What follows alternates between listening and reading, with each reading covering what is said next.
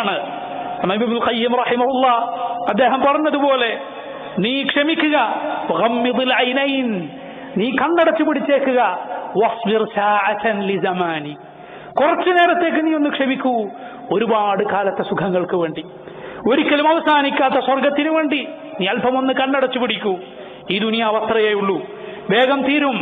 ആ മരണം വരെ നീ ഒന്ന് ഹറാമുകളിൽ നിന്ന് ക്ഷമിച്ചു നിൽക്കുക, അള്ളാഹുവിനെ അനുസരിക്കുന്നതിൽ നീ ഒന്ന് കടിച്ചു പിടിക്കുക.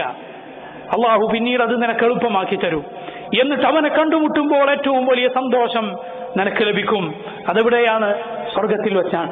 വുജൂഹു യൗമഇദിൻ നാദിറ ഇലാ റബ്ബിഹാ നാദിറ. അല്ലാഹു സുബ്ഹാനഹു വ തആല പറഞ്ഞു, ചില മുഖങ്ങളൊന്ന് പ്രസന്നമായിരിക്കും, സന്തോഷഭരിതമായിരിക്കും. ഇലാ റബ്ബിഹാ നാദിറ, ആ മുഖങ്ങൾ അവയുടെ റബ്ബിലേക്ക് നോക്കിക്കൊണ്ടിരിക്കും. അതിന്റെ സന്തോഷമാണത്, റബ്ബിനെ കാണുന്നതിന്റെ